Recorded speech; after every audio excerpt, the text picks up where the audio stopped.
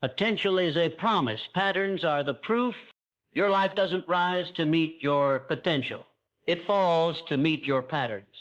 Habits form the framework of identity. Repetition forms reality. What you do daily, you become permanently. Discipline is the shortcut to freedom. The man who commands his patterns commands his future. Success is not an accident, it's an alignment. Alignment with purpose breeds power. Misalignment breeds stagnation. Transformation begins with ownership. You must own your inputs, environment, energy, and execution. The daily declarations forge a new destiny.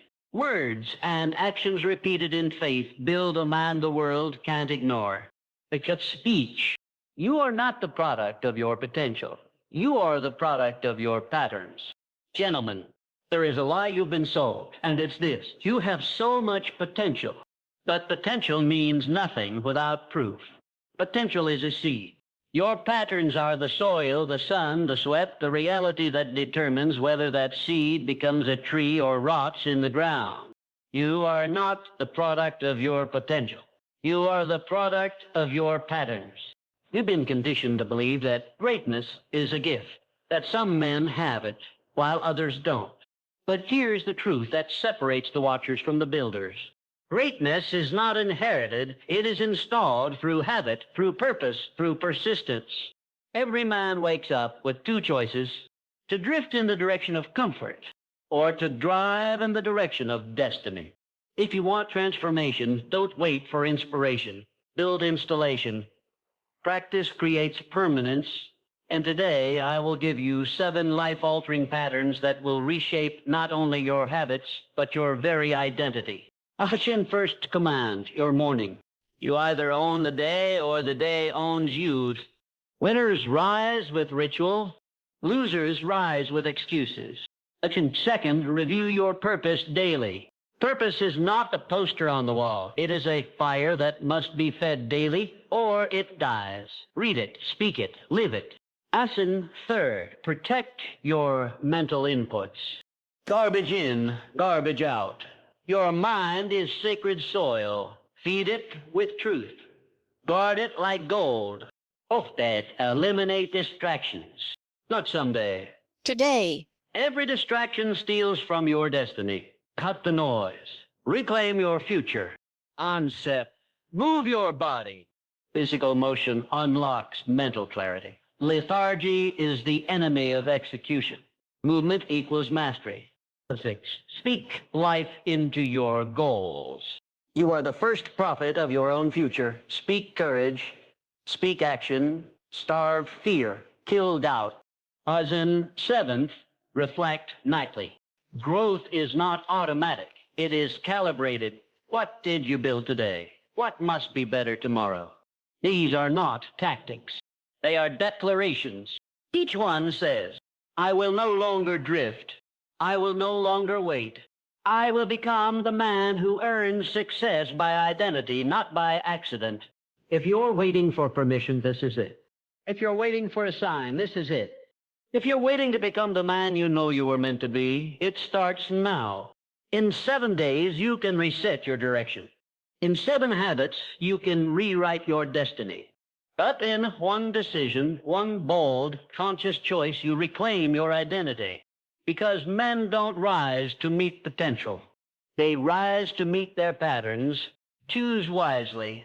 Potential is a concept we often glorify, but its true meaning is widely misunderstood. It is the possibility of becoming, not the proof of becoming. It is latent power, not applied strength. Many men are praised for their potential and spend their lives clinging to the idea of what they could become, while their reality tells another story. The truth is, potential is a silent promise, one that demands to be honored, not admired. And yet, most never realize that life does not reward the man who merely possesses potential. It rewards the man whose patterns give that potential shape, motion, and momentum.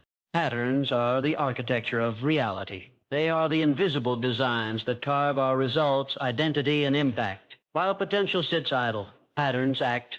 A man's potential may excite those around him, but only his patterns will prove who he truly is. You can possess the intellect of a philosopher and the strength of a warrior, but if your days are spent in inconsistency, your outcomes will reflect it with brutal honesty. Patterns, repeated, intentional action are the true currency of transformation.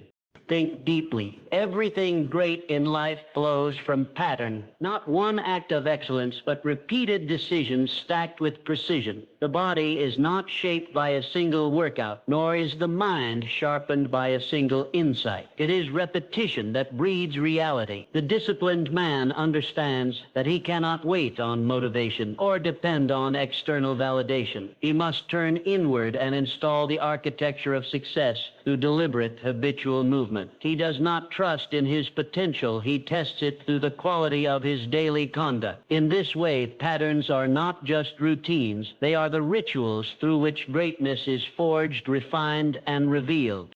Identity is not a fixed trait. It is an evolving construct built upon repetition, decision, and alignment. The habits a man chooses, consciously or unconsciously, create the architecture of who he becomes. Identity is not discovered. It is installed, layered brick by brick through patterns of behavior. A man does not rise to the level of his ambition. He settles into the level of his patterns, and among the most powerful of those patterns is the habit of reviewing and reinforcing one's purpose daily. Purpose, left unattended, fades into abstraction.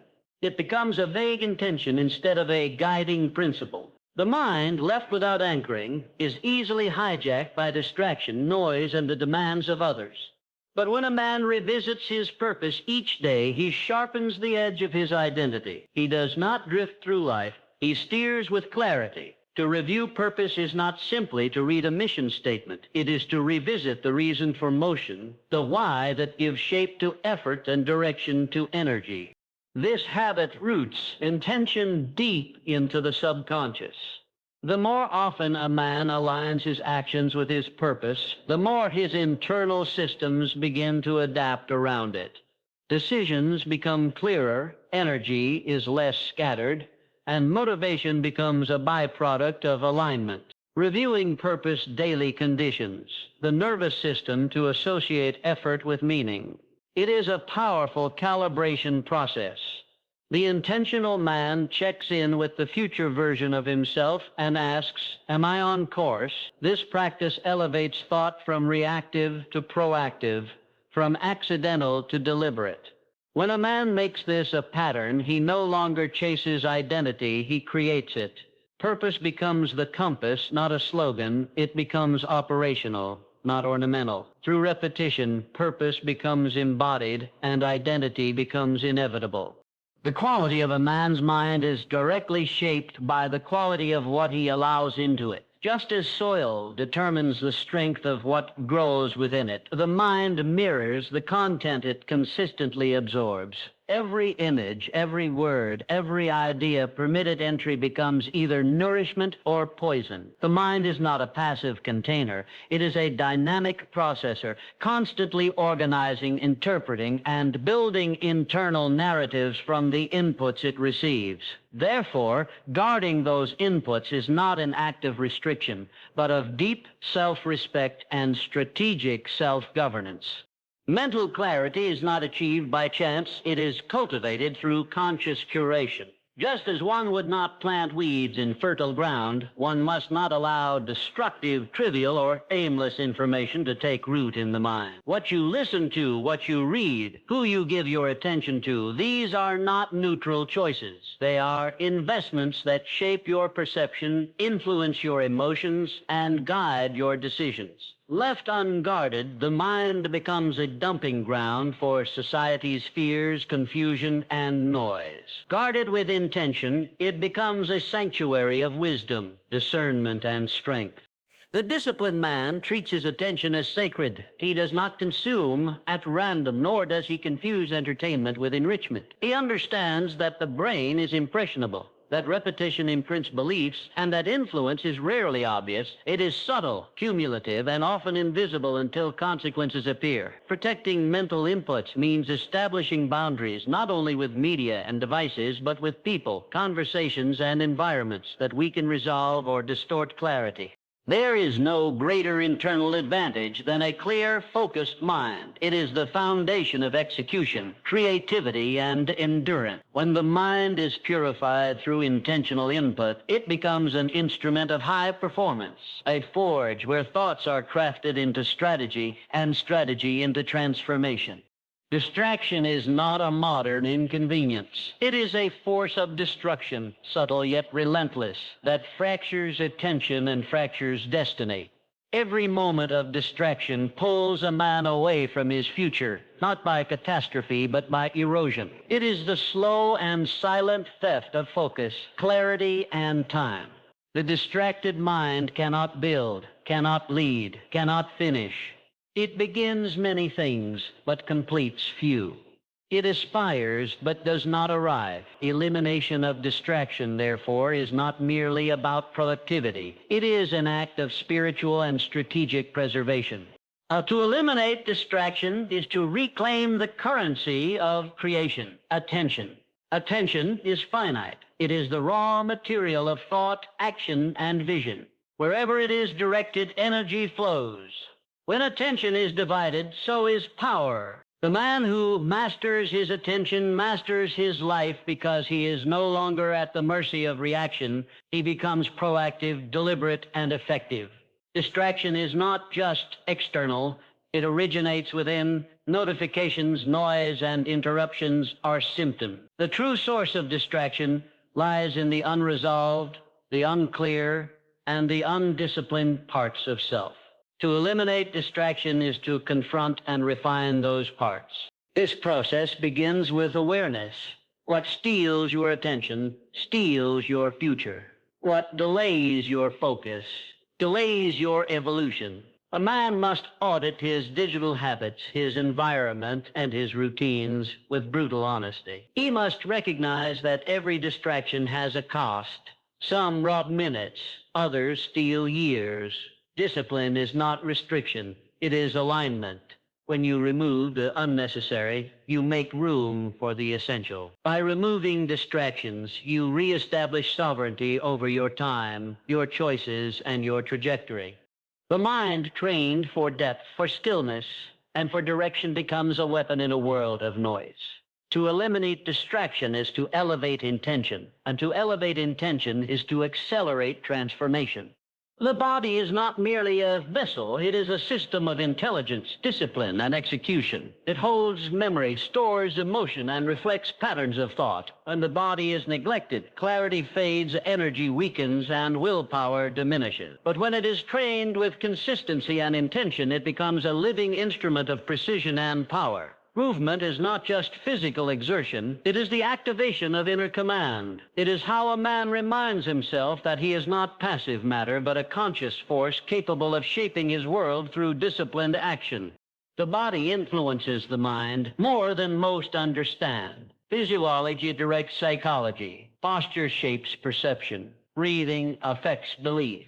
Energy is not an accident. It is a result. When a man moves his body deliberately, he strengthens the neural pathways associated with control, resilience, and determination. He teaches himself to push beyond resistance, to stay with discomfort, to finish what he begins. These are not just traits of fitness. They are traits of leadership, creation, and mastery. Execution in life is deeply tied to execution in the body. A body that is stagnant produces a mind that hesitates. A body that is trained produces a mind that decides. Consistent movement sharpens reflexes, stabilizes emotions, and enhances cognitive function. It purifies stress and restores balance. But more than anything, it builds identity. Every rep, every sprint, every stretch is a micro-act of defiance against entropy and weakness. These acts, compounded over time, build a man who is not just reactive to life, but responsible for it.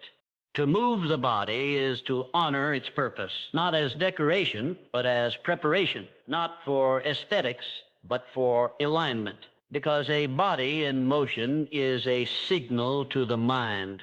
We are alive, we are present, and we are willing to do what is required to move forward. Language is the coding system of the mind, and every word spoken is a signal sent both outward to the world and inward to the subconscious.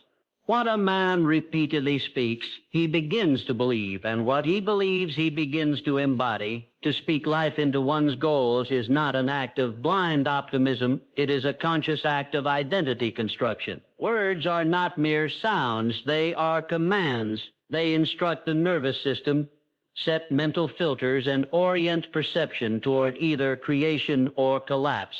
When a man speaks in fear, he magnifies limitation. When he speaks in faith, he strengthens direction.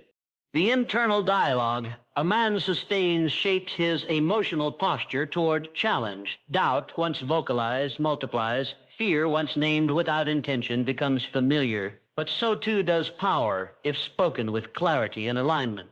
To declare a goal is to anchor it in reality. To reinforce it with consistent verbal intention is to carve out a cognitive path for action. This is not self-deception. It is self-direction. Speech patterns become mental habits, and mental habits become behavioral standards. A man must speak to himself with the precision of a craftsman and the authority of a leader. Every statement must serve vision, not vanity. He must not disguise hesitation as humility, nor allow sarcasm or complaint to become casual rituals. Language, repeated often enough, becomes prophecy. It is the seed of self-perception, and self-perception is the blueprint of performance. The act of speaking life into one's goals is not motivational fluff, it is neurological programming. It activates the brain's reticular system, conditions the emotional center, and aligns the internal environment with the external mission. To speak life is to declare war on passivity. It is to reject the vocabulary of excuses and install the vocabulary of execution. Words become architecture, and architecture becomes outcome.